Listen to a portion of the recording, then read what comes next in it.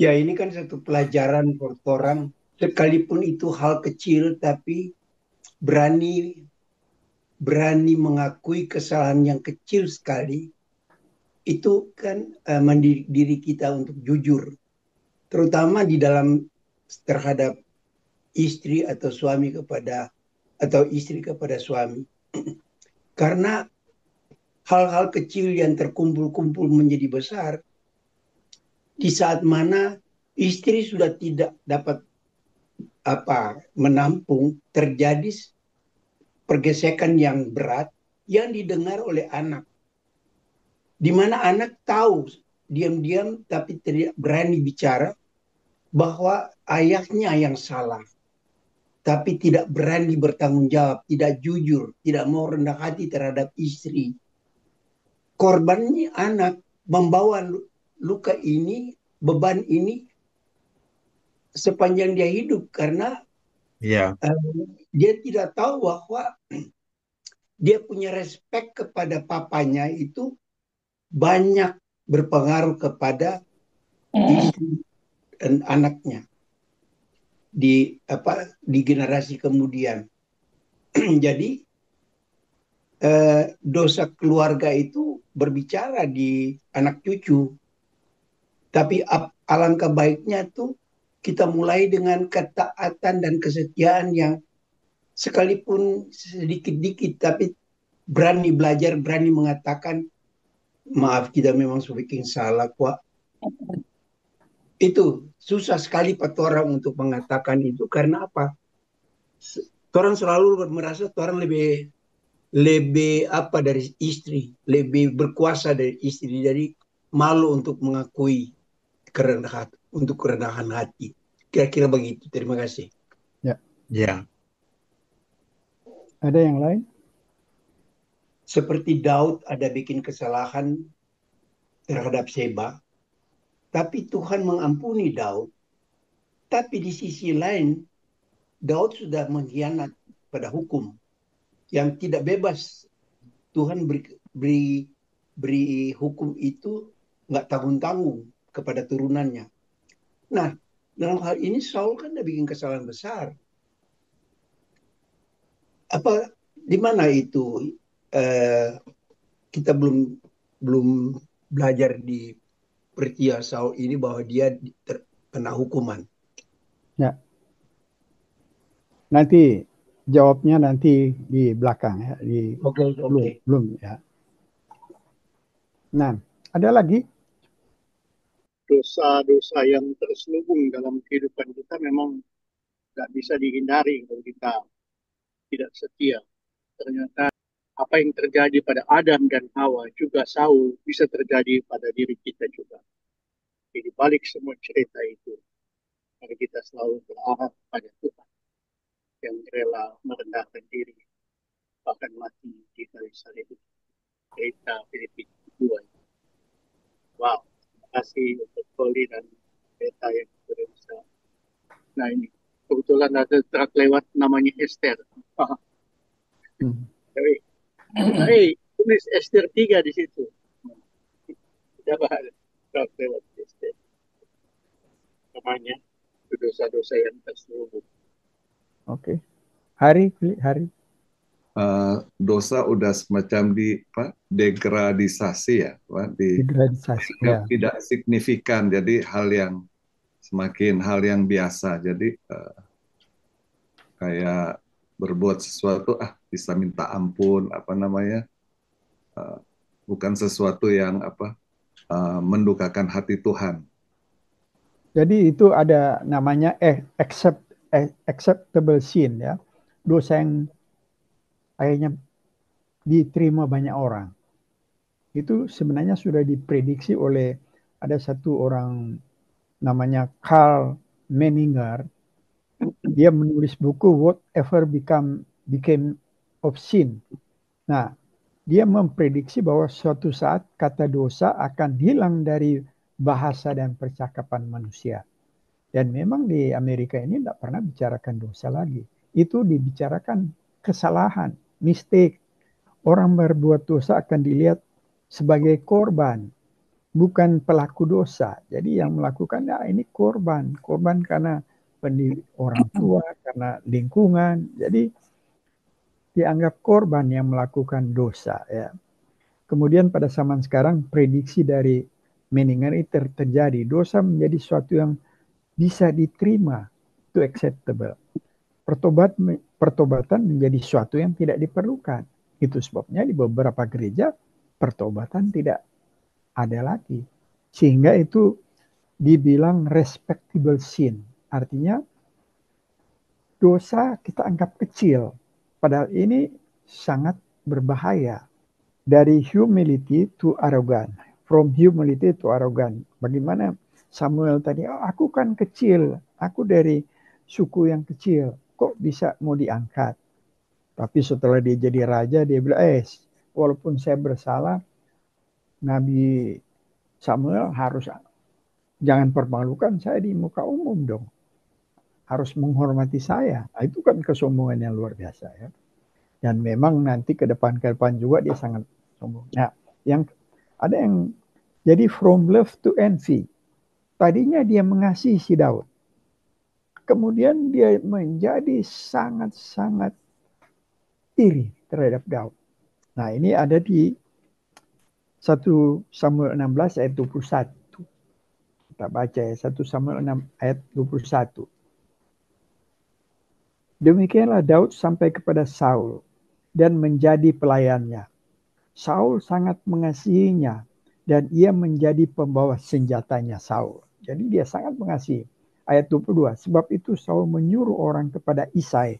Isai ini bapaknya Daud ya. Mengatakan, biarkanlah Daud tetap menjadi pelayanku sebab aku suka kepadanya. Ayat 21 dia bilang sangat mengasihi. Di sini ayat 22 aku suka kepadanya. 1 Samuel 18 ayat 9. Baca ya. Dan perempuan yang menari-nari itu menyanyi berbalas-balasan katanya. Saul mengalahkan ribu-ribu musuh. Tetapi Daud berlaksa-laksa. Waduh, dari sini Saul kata beribu-ribu mengalahkan, tapi Daud berlaksa-laksa. Ini wanita menyanyi dan menyanyikan itu. Ayat 9, sejak hari itu maka Saul selalu mendengki Daud. Itulah from love to envy. Tapi itu sudah sumbernya dari kejadian ini, buku kejadian itu sebabnya buku yang dasar dari segala sesuatu. Ya. Kalau kita baca kejadian 4 ayat 8, di mana si Kain begitu marah kepada Habel karena dia yang diterima ya. Dia sebagai kakakku, ini adik yang diterima. Dia punya sampai begitu irinya dia bunuh ini Habel.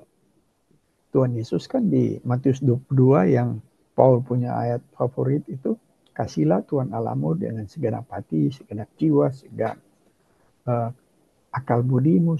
Malah di Markus segenap kekuatanmu dan kasihlah sesamamu manusia seperti dirimu sendiri. Itu perintah Tuhan. 1 terdiri dari 2. Jadi tidak bisa dipisahkan ya, yang kasihlah Tuhan Allahmu dan kasihlah sesama manusia itu 1 perintah tetapi mempunyai 2 sisi. Tidak mungkin orang mengasihi manusia kalau tidak mengasihi Allah dulu. Nah itu 10 jadi 613 jadi 1 perintah dari Tuhan Yesus. Jadi iri hati ini begini ya. Yang sering terjadi misalnya iri hati ini di dalam satu lingkup ya. Misalnya kalau Bruniko misalnya ada di kepimpinan, kalau ada orang lain lebih hebat di luar perusahaan, nggak akan dipikirkan. Tapi coba di dalam perusahaan, dalam satu lingkup, yang junior di bawah Bruniko, jauh di bawah Bruniko, tiba-tiba dong angkat lebih tinggi dari Bruniko. Bagaimana? Iri hati itu langsung timbul. Itu tidak bisa, tidak ada yang kebal. Dan banyak terjadi di gereja-gereja di mana pendeta-pendeta senior, tiba-tiba ada ditempatkan pendeta junior. Tiba-tiba pendeta junior ini difavoritin oleh seluruh jemaat karena sangat komunikatif, sangat berlawan dengan pendeta senior yang mungkin agak kaku, agak apa. Pasti terjadi iri hati kepada yang junior yang disukai banyak orang. Karena di satu lingkungan. Dengan ajaran yang saat ini Roli sampaikan, ini membuat bekal kita untuk mengambil suatu tindakan itu harus berpikir dengan berdasarkan cerita yang Roli ceritakan ini. Jangan sembarang-sembarang bertindak kalau tidak di hadapan Tuhan itu salah. Jangan coba-coba mengambil risiko itu karena itu pasti ada hukumannya. Kira-kira begitu maksud saya. Ya, jadi sebenarnya itu sebabnya dinamakan respectable sin. Artinya dosa-dosa yang kita anggap ini sepele ini. Padahal ini bahaya sekali di hadapan Tuhan. Tetapi itu timbul di dalam diri kita yang tidak kelihatan. Coba misalnya ya, Ben cemburu kepada Yoke. Karena Yoke ini tadinya di bawah Ben, tiba-tiba Yoke lebih kaya dari Ben. Ben cemburu. Mana ada orang tahu? Tidak ada yang tahu. Ben tak tertawa pe Yoke. Padahal kecemburuan luar biasa.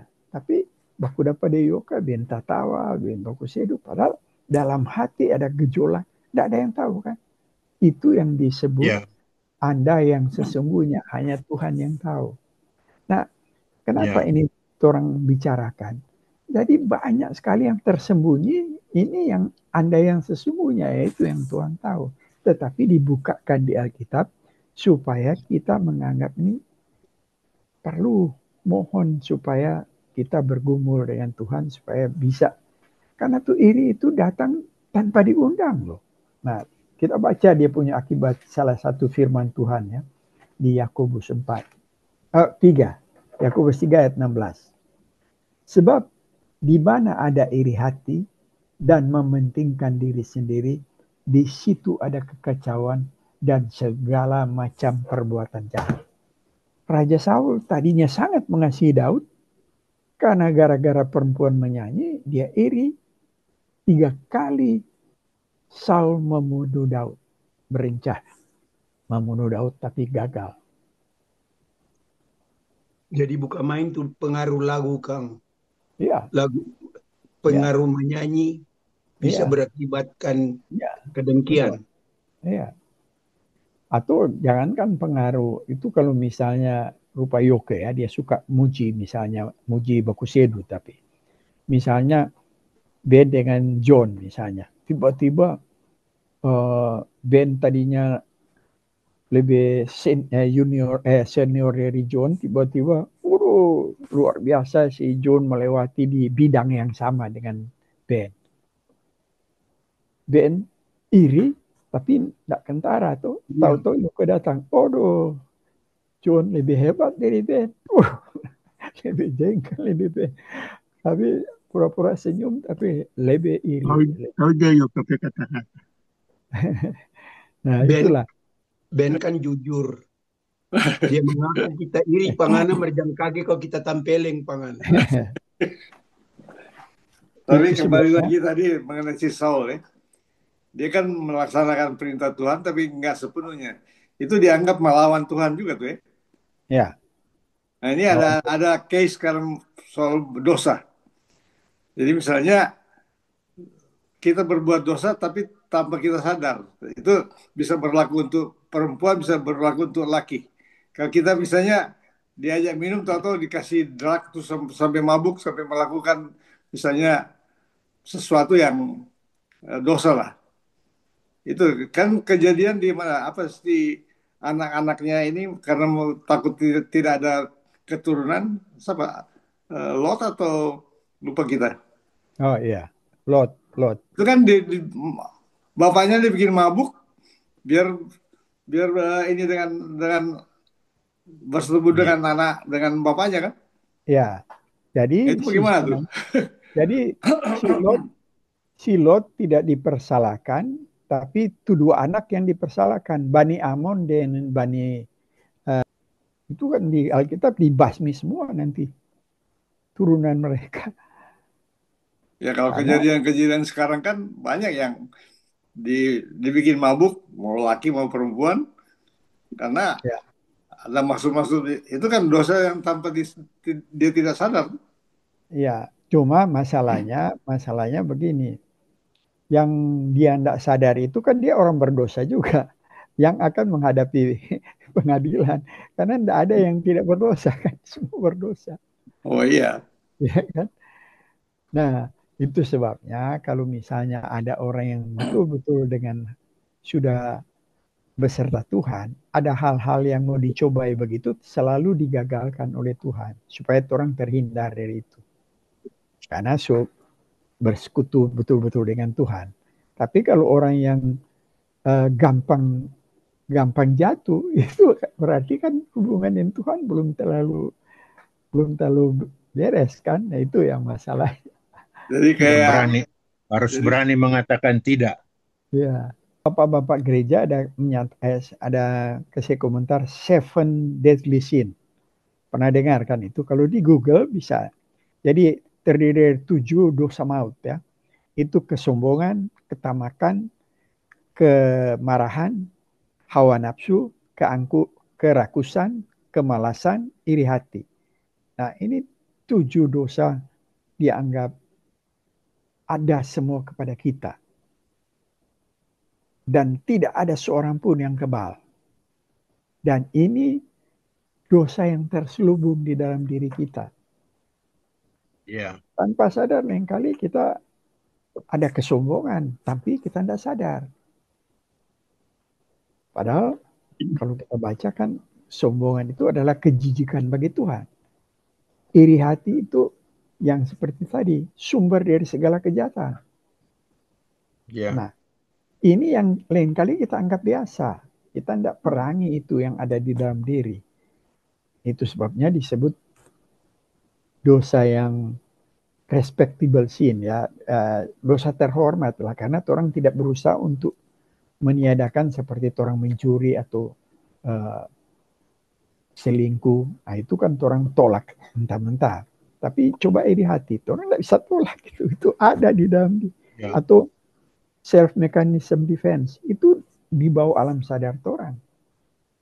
Kalau Ya. ada sesuatu yang menyakitkan, yang memang orang salah dan menyakitkan, pasti ada alasan yang orang akan berikan.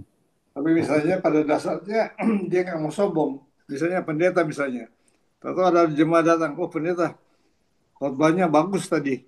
Lama-lama kelamaan timbul juga sombongnya. Ya. Nah, itu kesalahan juga.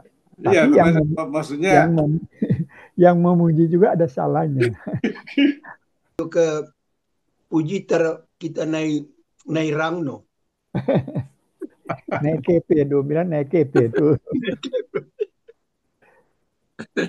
Nah, jadi itu sebabnya kenapa orang kemukakan ini ada di dalam Alkitab.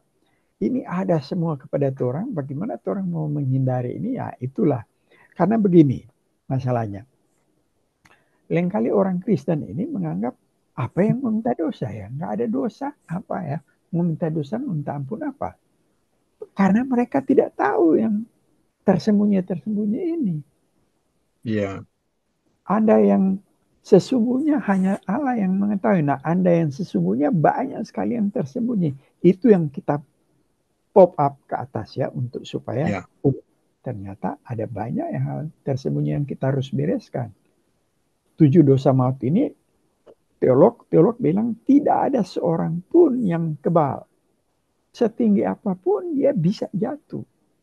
Ya, misalnya kita lihat salah satu apologet terkenal di dunia yang bisa jatuh terakhir sehingga meninggalkan legasi yang begitu buruk kepada keluarga.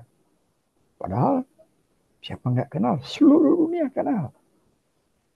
Itu tapi luar biasa. agak susah juga tuh bilang kesombongan.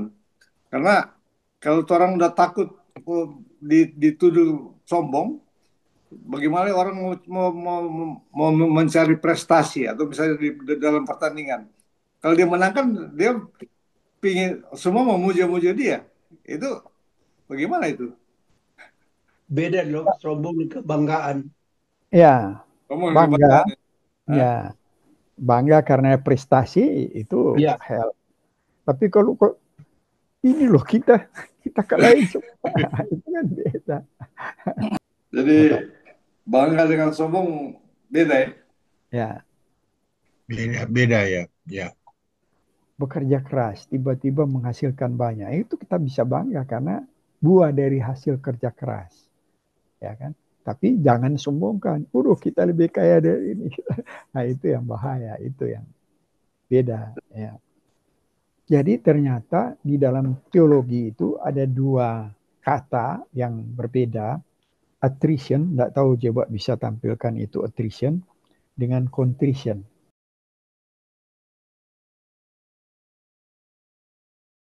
Ya, attrition itulah pertobatan yang palsu ya. Itu yang terjadi di Samuel 15 ayat 24 ya. Misalnya dia bilang, berkatalah Saul kepada Samuel, aku telah berdosa sebab telah kulangkahi titah Tuhan dan perkataan Samuel katanya. Dia sudah melangkahi, jadi aku telah berdosa. Seolah-olah ini minta ampun. Tapi nanti kan kita kelihatan dia apa? Waduh, dia jadi iri hati, dia jadi sombong, dia jadi mau membunuh orang. Jadi itu yang disebut banyak orang lain kali bertobat, seolah-olah kelihatan bertobat, padahal itu sebenarnya pertobatan psikologis. Karena takut dihukum, karena takut tidak masuk surga, mereka bertobat yang tidak sesungguhnya.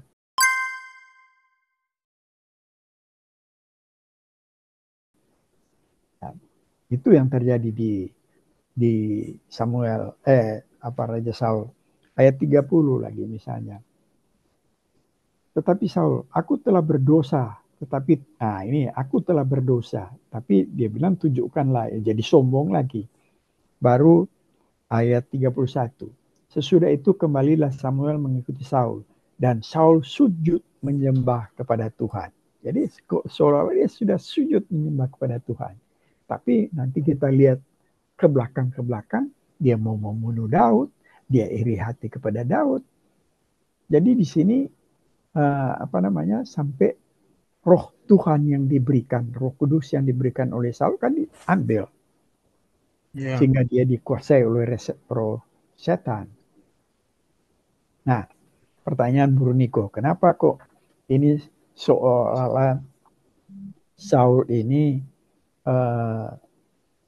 dibandingkan dengan Daud, kesalahan Daud lebih besar, kok Saul yang ditolak dan dihukum oleh Tuhan ya.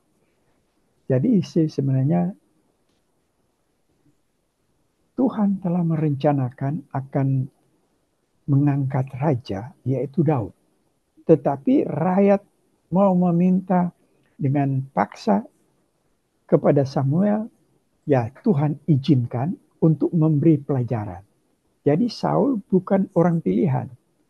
Jadi ini mau melaksanakan permintaan rakyat, tapi ada resikonya.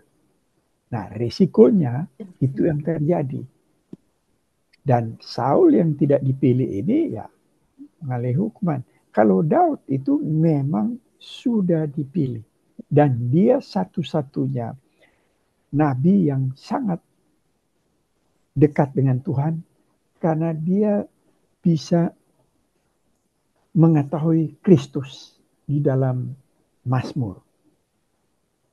Jadi dia sudah memprediksi Kristus. Dia sudah mendapatkan ilham bagaimana dia mengetahui Kristus yang akan datang.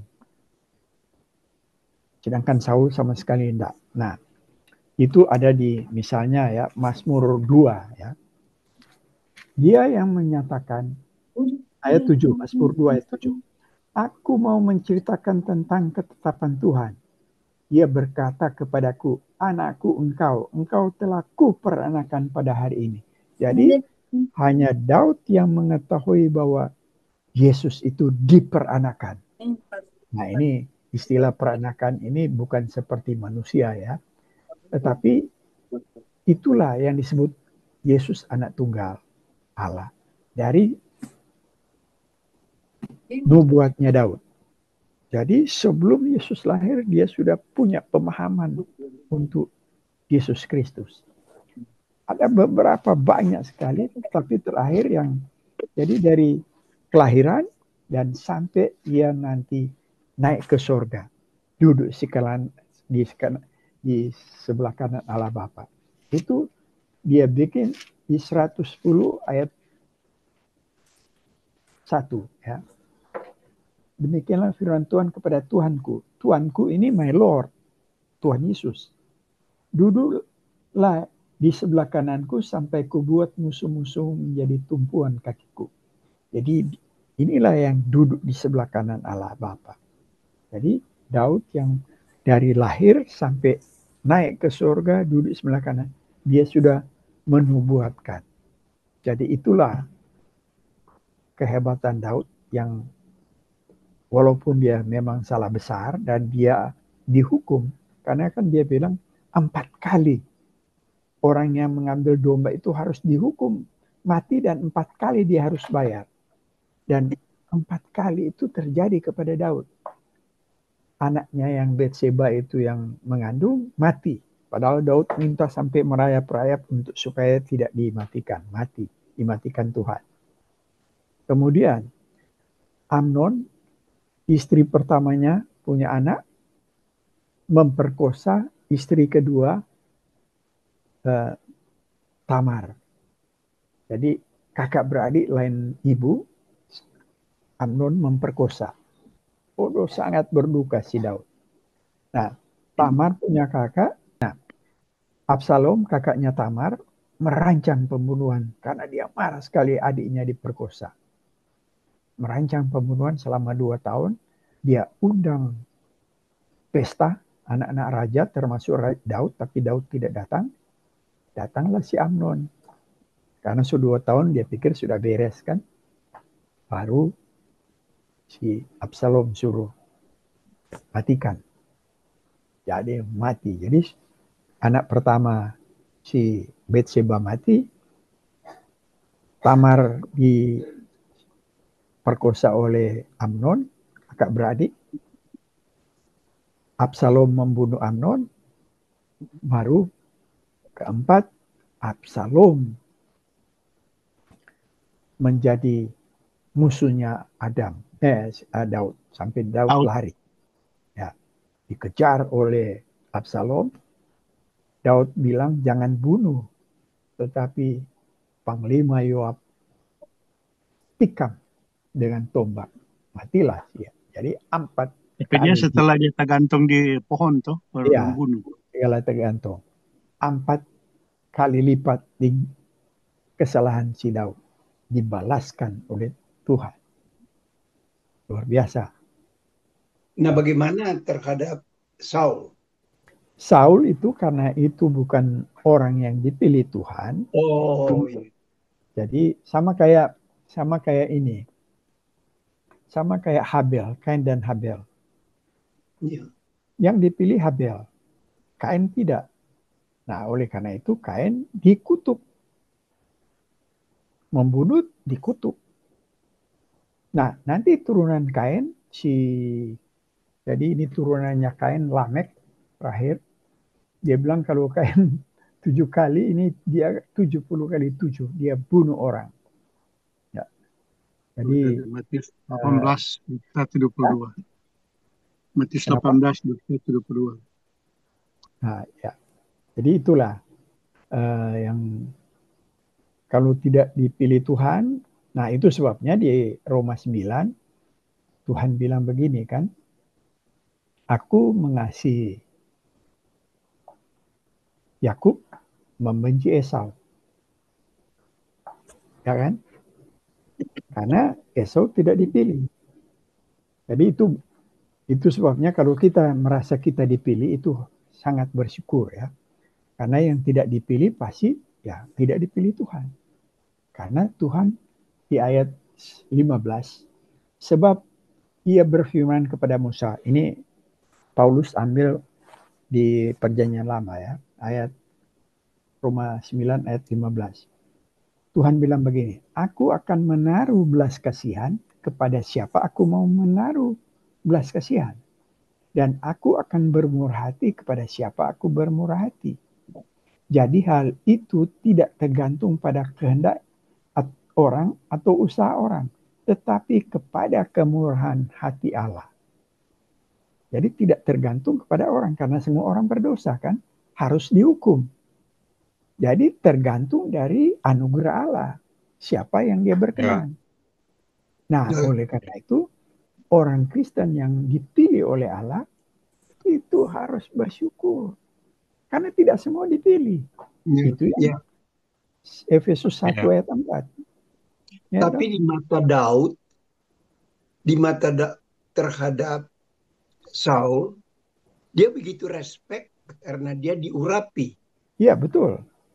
Sampai di gua dia sebenarnya ada kesempatan bunuh Pak Saul, tapi karena respectnya kepada urapan. Nah, rumus urapan ini perjanjian lama. Bagaimana dengan di dalam perjanjian baru? Jadi urapan ini sih sebenarnya hanya ada 3 jabatan yang mengalami urapan dari nabi pakai minyak, itu karena Tuhan yang apa. Jabatan 3 itu imam, raja, dan nabi. Itu yang diurapi. Di zaman sekarang tidak ada lagi pengurapan, hanya ada pentabisan. Ya, kalau ada orang memakai kata urapan, bukan seperti di dalam perjanjian lama itu yang diurapi secara kehendak Allah. Nah, ini 3 jabatan ini akan digenapi oleh Tuhan Yesus. Yesus sebagai raja, sebagai imam, sebagai nabi. Dan 3 itu ada dinubuatkan di dalam, kita sudah bahas sih sebenarnya, dinubuatkan di dalam perjanjian lama.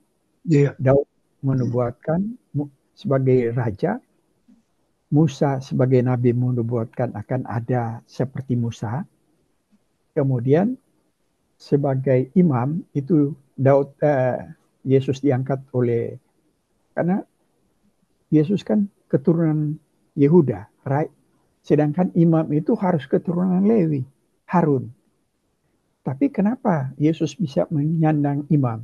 Karena diangkat oleh Melkisedek yang melebihi tinggi daripada Harun dan Lewi. Karena Harun kan bapaknya si Abraham.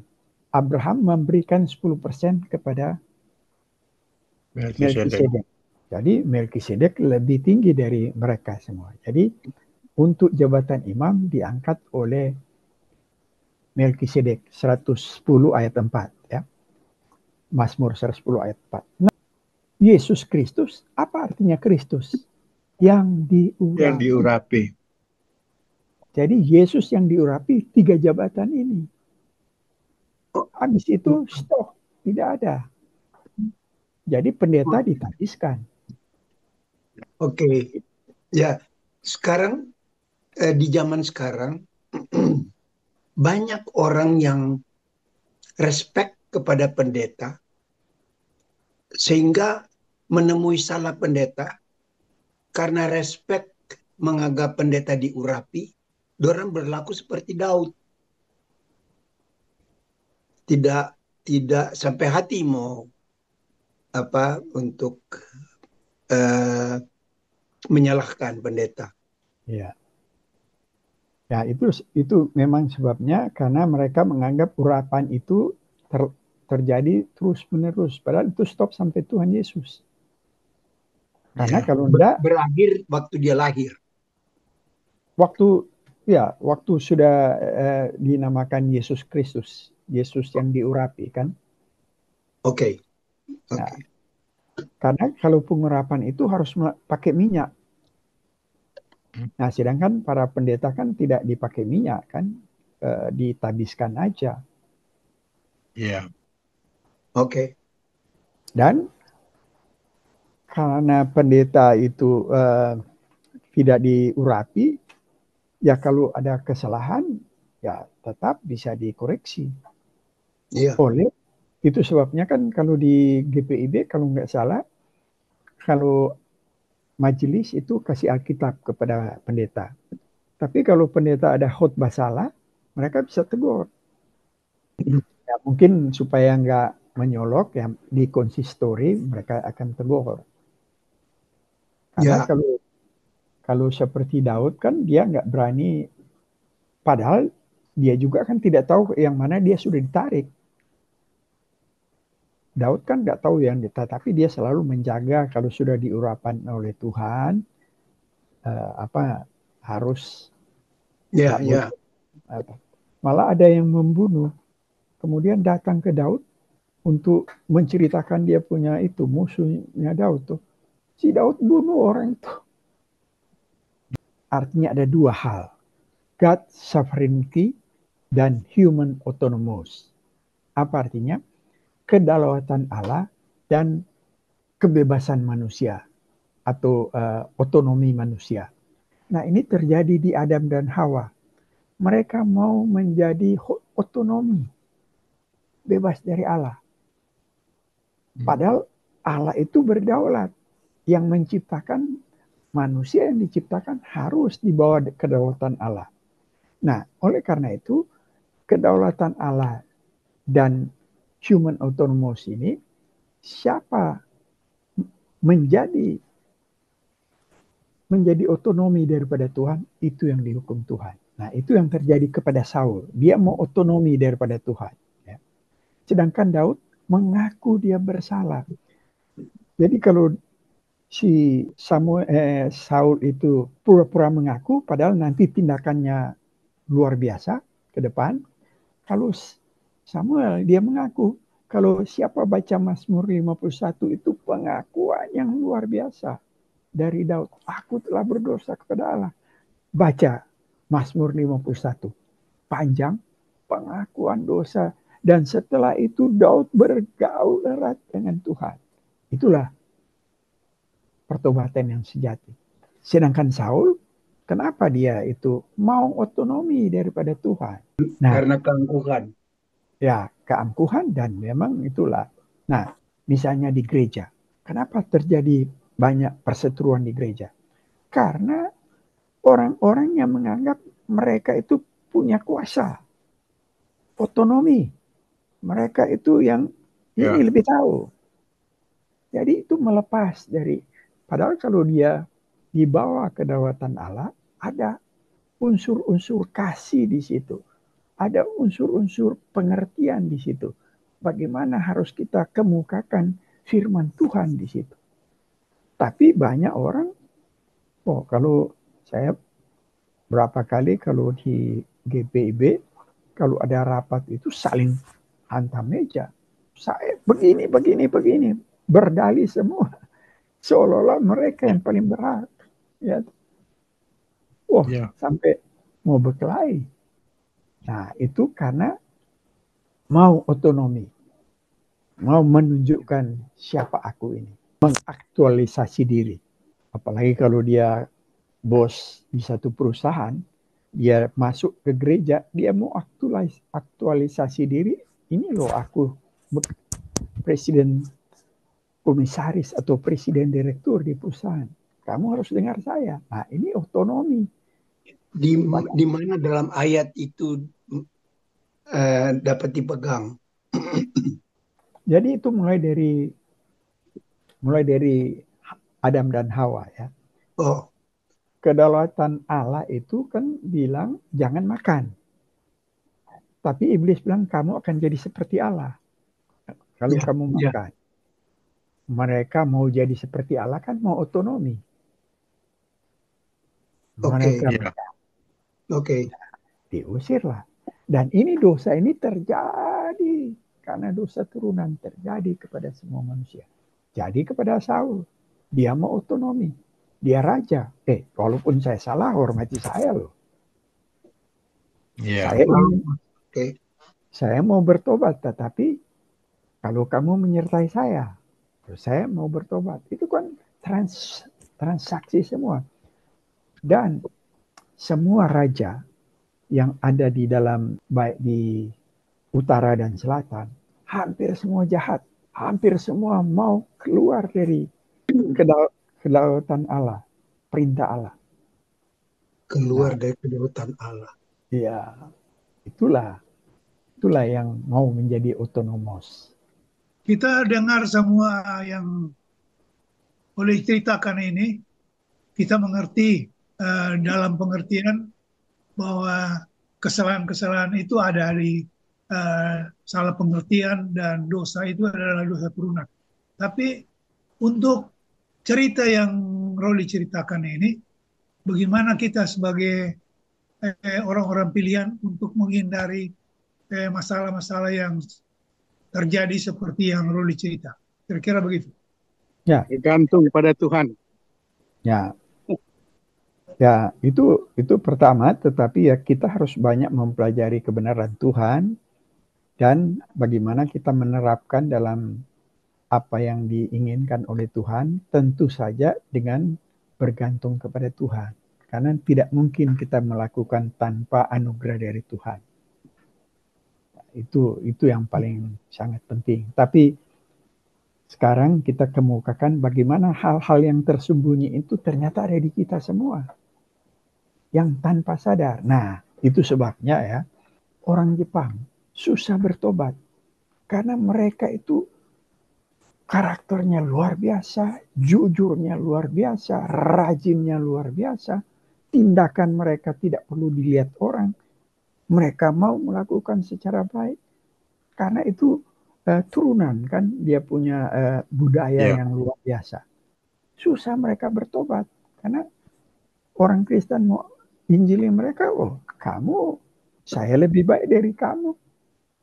Karena mereka tidak tahu itu dosa-dosa yang tidak kelihatan ini. Sama dengan kita lain kali di gereja. Mau bertobat apa? Itu yang sebabnya sampai akhirnya harakiri. Ya, karena tidak ada pegang dengan Tuhan, toh. Oke. Ya, toh. Nah, begini. Tadi cerita mengenai Plato dengan. Jadi pada waktu Sokrates mati, Plato lari. Karena dia muridnya kan. Kira-kira 12 tahun dia lari dari di Yunani ini. Tapi kemudian dia kembali. Pada waktu dia kembali, dia tidak berani bicara tentang kebenaran. Karena ini Sokrates mati karena kebenaran. Ya. Bicara soal truth, kebenaran. Dia ganti kebenaran dengan virtue, kebaikan. Nah, setelah dia ganti kebenaran dengan virtue, kebaikan, nah ini banyak mempengaruhi. Kita mau pilih mana? Kita pilih yang baik atau yang benar? Benar. Betul. Karena baik belum tentu benar, kan? Benar. Tapi benar sudah pasti baik. Baik. Karena baik, kenapa baik belum tentu benar? Misalnya, di orang-orang Buddha, begitu baik. Orang-orang Jepang, begitu baik. Tetapi kenapa tidak benar? Karena mereka tidak beriman kepada Tuhan. Karena di Roma 14 ayat 13b kan bilang, tanpa iman, orang melakukan tanpa iman dosa. Apa itu iman? Iman yang percaya kepada Tuhan. Roma 14, Roma 14 ayat 23b. Dan segala sesuatu yang tidak berdasar iman adalah dosa. Sedangkan iman itu apa sih iman? Iman yaitu percaya kepada Kristus. Ya. Akulah jalan, kebenaran, dan hidup. Ya. Nah, ini satu pengkhotbah yang luar biasa. Ya, dia bagi. Jadi agama timbul di timur, tidak ada di barat. Mau agama Kristen, agama Yahudi, agama Islam, agama Konghucu, semua di timur. Nah, semua agama ini mencari jalan. Misalnya Islam mencari jalan lurus. dan semua mencari jalan untuk sampai kepada Allah. Barat, ahli-ahli pikir Barat ini mau mencari kebenaran. Itu sebabnya logi semua ya. Kan dia kan ahli-ahli pikir ini mau mencari kebenaran. Tapi kebenaran yang tidak hakiki, yang dari atas ya. Mereka mau mencari kebenaran yang ada di dalam dunia. Padahal kebenaran itu kan dari atas. Nah, itu sebabnya Yesus bilang, akulah kebenaran, jalan, dan hidup. Kebenaran untuk sampai kepada Tuhan. Jalan untuk sampai kepada Tuhan. Hidup. Semua pemikir di Barat mati semua. Sudah dikubur semua. Semua pendiri agama sudah mati semua. Tidak ada yang hidup. Hanya Yesus yang hidup, yang memberi kehidupan. Oleh karena itu, kalimat selanjutnya, tidak ada seorang pun sampai kepada Bapa tanpa melalui aku. Karena aku adalah kebenaran, jalan menuju kepada Bapa, dan memberi hidup. Karena aku hidup dari dulu, sekarang, sampai selama-lamanya. Itulah arti dari Yohanes 14 ayat 6. 1 Samuel 15 ayat 29, Tuhan tidak tahu menyesal. Ya. Ia atau Tuhan tidak tahu menyesal. Itu Nabi Samuel bilang. Kemudian di 1 Samuel 15 ayat 11 dan 34, aku menyesal, Tuhan bilang. Dan ayat 34, Tuhan menyesal. Nah, kenapa Tuhan tidak menyesal dan Tuhan menyesal? Nah, ini kan membingungkan. Tapi itu nanti dibahas di lain waktu. Jadi kehendak Tuhan itu ada dua. Satu, kehendak Tuhan yang bersifat kekal, keputusan yang tersembunyi. Misalnya, siapa yang dipilih Tuhan, tidak ada yang tahu. Hanya Tuhan yang tahu. Dan kita yang merasa, karena itu, dan pilihan Tuhan itu tetap tidak akan berubah. Kalau Tuhan sudah pilih, sekali dia pilih, karena Tuhan Maha Kuasa, tidak mungkin kalau dia pilih itu mau meleset ya. Itu Tuhan akan jaga sampai akhir. Kedatangan Yesus sudah ditentukan oleh Tuhan, itu dari kekal. Banyak hal yang sudah ditetapkan. Ben meninggal sudah ditetapkan oleh Tuhan kapan? Tidak ada yang tahu. Ya kan? Nanti kalau sudah dipanggil, ketahuan. Itulah ketetapan Tuhan.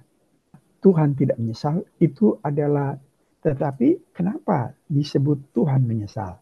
Nah, itu yang disebut kehendak moral daripada Tuhan. Tuhan perintahkan kepada manusia yang bermoral ini, kalau dia melaksanakan akan diberkati, kalau tidak melaksanakan akan ada hukuman. Dan pada waktu manusia tidak melaksanakan, itulah Tuhan menyesal. Tetapi secara bahasa manusia yang dipakai. Jadi yang berubah bukan Tuhan, manusia yang berubah. Yang harusnya menuruti firman Tuhan, tapi tidak melakukan. Jadi Tuhan menyesal pakai bahasa manusia.